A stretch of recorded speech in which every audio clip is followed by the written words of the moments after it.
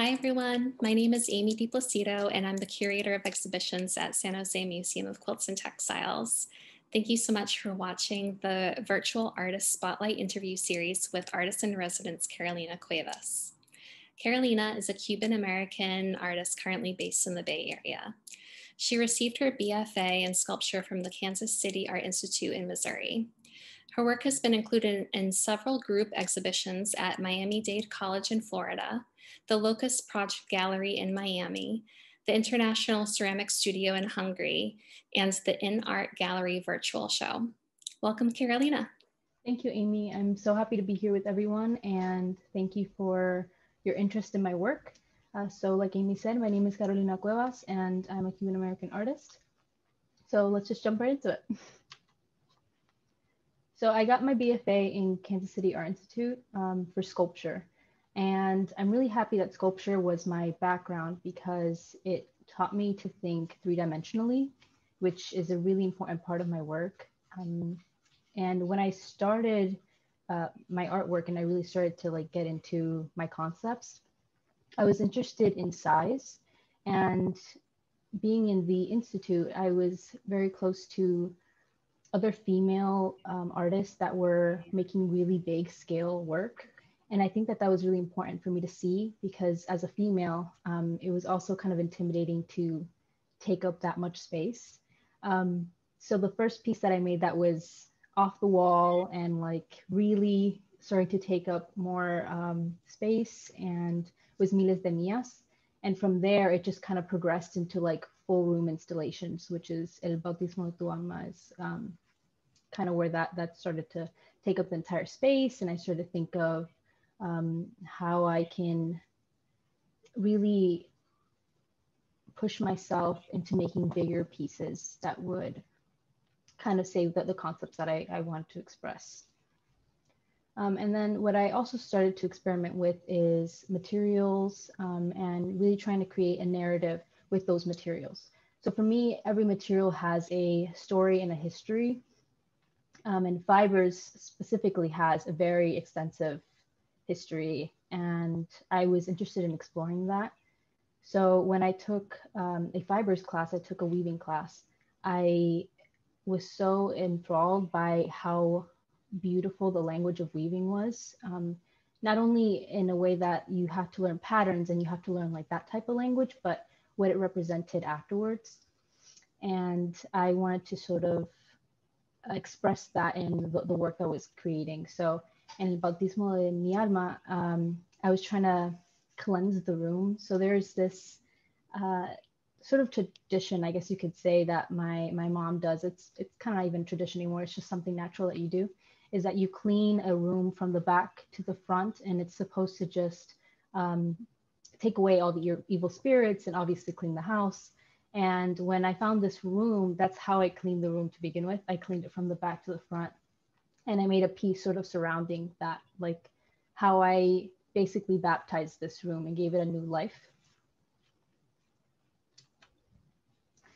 And then moving from there, I started to really, I became more interested in performance work. I was just kind of intimidated to sort of start it. So in the previous work, I was just my hands, right? And that was my sort of performative work. But as I got more into it, I wanted to sort of involve myself more.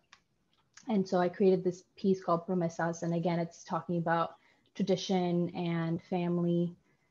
And in this particular piece, this is a tradition that you make a promise to a person for a certain amount of time.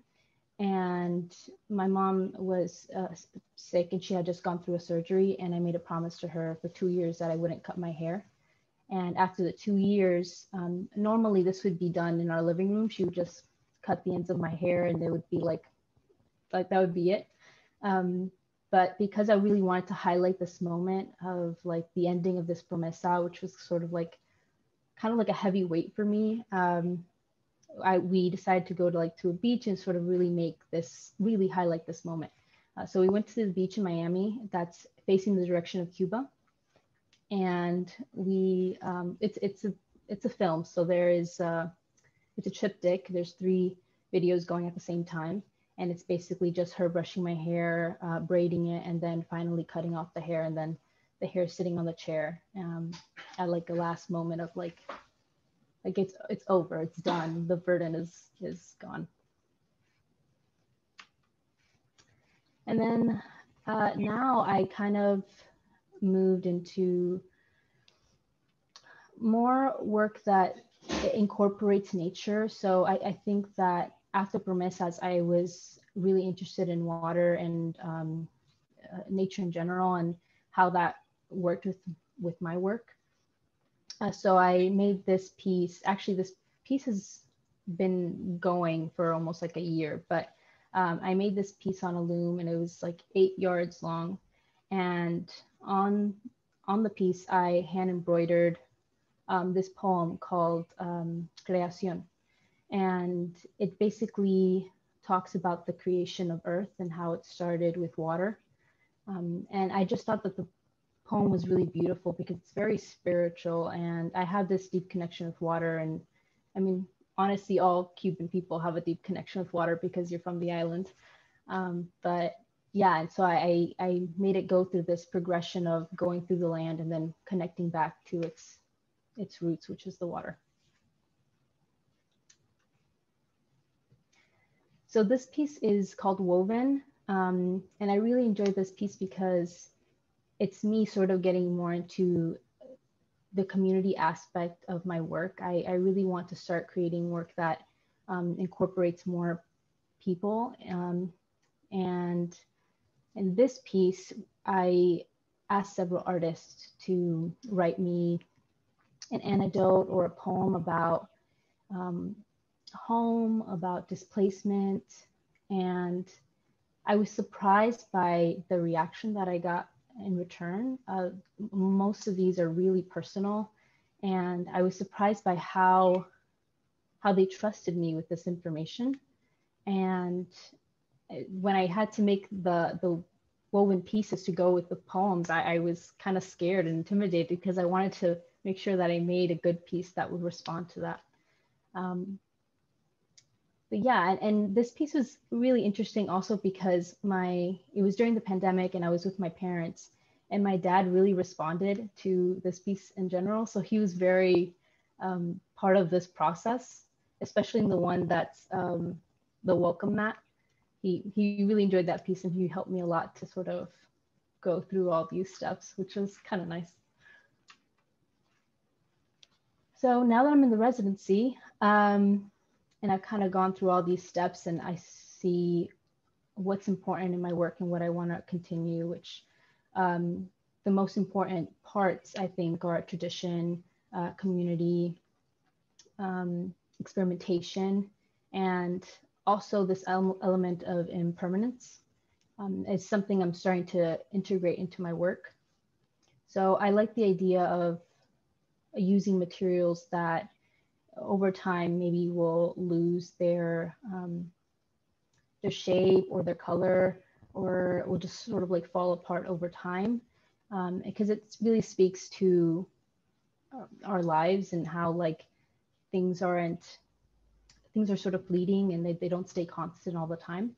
And I like that the work can change over time. And yeah, so I think that's where I'm going with the residency, and I'm excited to create these 2 new pieces coming up. One of them being Mouth, which that's not exactly the title yet. I'm not sure what the title is going to be, but for right now, I'm calling it Mouth. And it's basically just focusing on just our mouths, and it'll be like a 1-minute clip. Well, I want people to submit a 1-minute clip of basically their mouths talking or praying or singing or just laughing, any day-to-day conversation. And I wanted to do this piece because, first of all, I think our mouths are really important in expressing emotions, and also expressing through language. But I think it's even more potent now because that's the part that's being covered by a mask. And what used to be maybe a symbol of understanding each other's emotions, and again, language, now an exposed mouth is kind of intimidating and scary because you don't know what that person is bringing with an exposed mouth. And I think that that's interesting how our mindset has sort of changed. And I am wondering how this project can kind of make us think of those mouths and expose mouths differently. And yeah, I think that's kind of where my work is going right now. That's so interesting that you bring up the idea of the mouth too, because sometimes I see old movies and of course they don't have masks on. And I think I get this drop feeling in my gut like they're not wearing their mask. Yeah. Yeah, I feel the same way. I can't watch a movie now without like kind of feeling like, what, did they not get the hint that we have to be wearing masks? Yeah, well, speaking about mouths and language, a lot of your work does have English and sometimes Spanish embedded into the work. But how do you think that your audience reacts and interprets work if they don't know either of these languages? Oh, I'm so happy you brought that up. Yeah, that's something that I have been not struggling with, but something that I've been grappling with for a long time in my work since my BFA. Because during critiques, when we would bring other artists in, they would be like, "Oh, why don't you translate the work?" Sometimes that would be the reaction, like to translate it. And at the beginning, I would translate it for them, but after a while, I was like, I stopped because I saw the words more as an almost as an aesthetic choice.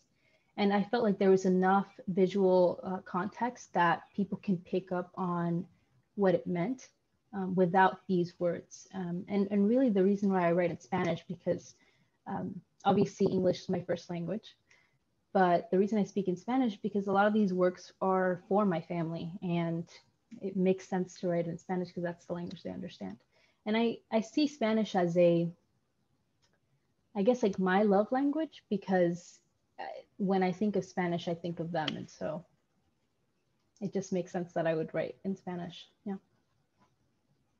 But I'm interested, I'm really, I'm usually not offended when people like want me to translate it, or I'm just interested in why people feel uncomfortable with the fact that they don't understand this aspect of the piece.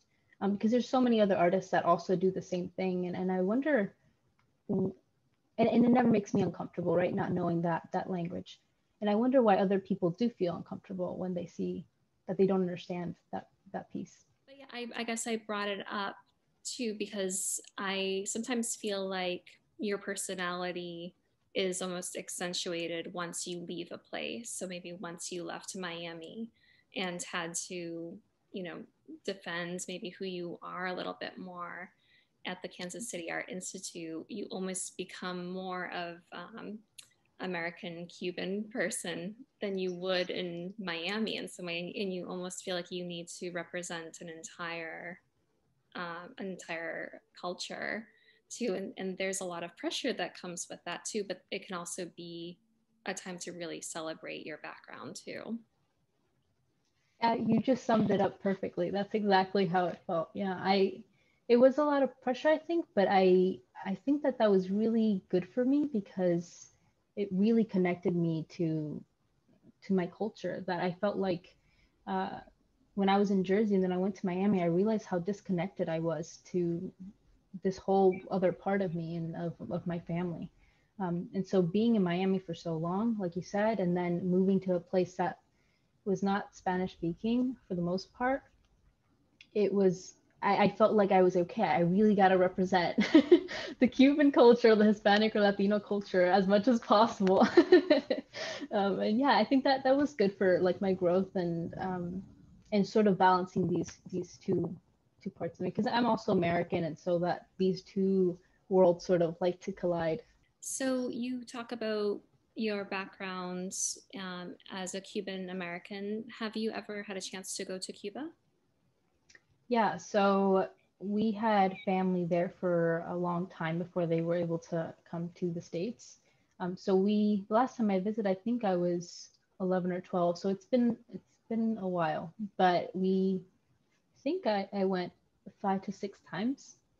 So yeah, so I remember it in parts, I guess, as like in a child's eyes, I guess I would remember it. And of course, because it's through a child's eye, I kind of romanticize it a bit, because it's like the kids playing the street, hide and seek, and like I love that because I was a kid and I wanted to play in the street, and then like summers at the beach or whatever and stuff like that. So that's kind of like how I remember it, and just being with my family. Yeah, and it must be so interesting for you to go back as an adult with um, your experience as an artist to a working artist where you can collect materials or you can like maybe learn things and interpret things that you wouldn't as a child. Yeah, I think that's my next big goal, is to, obviously when there's not a pandemic going on, to travel there again, and sort of go back to, I guess, like my roots, um, because it's definitely going to be a different perspective now that I'm older and like I've seen a little bit more of the world. Yeah, I haven't had a chance to go to Cuba myself, but one of the things that I heard as Americans are now traveling there is that you almost feel like you step into a different decade to like maybe the 60s or 70s sort of feeling. And there's a lot of antique objects and cars too. Do you remember any of that?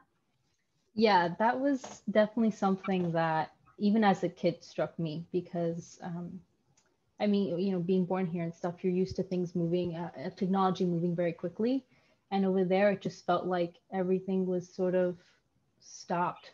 And I thought that was really amazing, right? Like as an outsider coming in and looking at it, I was like, wow, this is incredible. It's like literally time has stopped here. But, with that comes also like things start to fall apart, and um, yeah, yeah. So I do remember that very clearly, actually, in the cars. I really love the cars.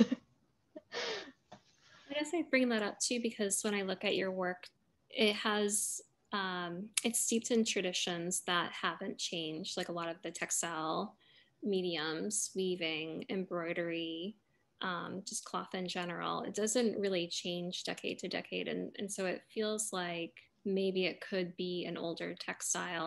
And I see you're talking about impermanence too, and uh, fibers and textiles notoriously breaks down and is impermanent in general, as opposed to something made out of ceramics or stone. Absolutely. Yeah, I do think that plays a big role in why I've kind of fallen in love with fibers so much. Is that like level of knowing that it's gonna like break down. Um, yeah, I think that does play a big part. I think the idea of things not lasting forever and breaking down is something. And even as I was growing up, because my dad is a construction worker, and he has made all the houses that we lived in, he has made them by hand. And so I see him making these things, and he takes these houses that are from nothing, basically falling apart, and he creates like a home. And I think that really made an impression in me. And I think that I look for that in my work as well, like taking nothing, building something, and then years pass and that thing will fall apart again. Yeah, fiber art is just like that too, where you can just take, plant material, turn it into paper. Same thing Mm-hmm. with spinning and then weaving into cloth too. You're literally taking something from nothing and making an object from scratch too. So I can see how that might resonate in your work too. And the idea of home too, like where you see these domestic objects in cloth too, but you have an interesting way of putting them into spaces or suspending them or overlaying them with a video projection that really animates a space. So it's not just a two-dimensional object, it's really a space that you're creating most of the time. Yeah, I think that, thank you for saying that. That's really important to me. It's important that that's translated, because like I said before, my sculpture background, I feel like really prepared me to create things like that. I want to create a space where it's dynamic and people can come into it and create their own narrative from my narrative. So we just kind of add on to each other. And so I see here that you're actually taking artwork out into the outside elements too and seeing how the cloth interacts with nature and in this case the ocean. How do you choose and how do you decide what to bring out and when? What does that process look like? Well, I think that it begins with the concept, the overall concept, and what I'm trying to say, and where this, if I'm making an object, where does this object want to reside? Um, and with this particular piece, it was really interesting to bring this piece. So I obviously in the land area, it was easy. I kind of chose an area that I was familiar with. That I usually take a hike there all the time, and I started to explore the area a little bit more, and I found the right spot to sort of take the picture for it. And it was funny because it was at the point where it hadn't rained for months here, so everything was dry, and it was like this one piece of blue that was in this really gray, like really dead area. And that's the other thing. I'm not used to the terrain in California because I've just moved here. So then going to the water, I'm not used to the water here at all, like the beaches here. It's very angry is the only way I can express how the beaches here are. The waves are very strong. They come in really quickly and they like get really close to the shore. And I wasn't used to working with this type of water because in Miami, it's not like that. It's very gentle and very warm. But I think that that only excited me more because I was like, wow, I'm working with this new type of environment where I don't know how she's going to work. I don't know how it's going to react. And I like that. I like that I can go out there and then learn a different type of environment that I'm in and adjust to that environment. I think is really important because then in a way, like I sort of learned more about this place that I'm in right now. And I now care about it even more, like that. Knowing that the beach is kind of like angry and it's really powerful here. It's like, oh, that's so amazing. Yeah, it's so interesting and really such beautiful work, Carolina. Thank you so much for sharing that with the San Jose Museum of Quilts and Textiles audience today. Thank you so much, Amy, for having me. It's been so nice talking about my work, and yeah, thank you so much. Thank you.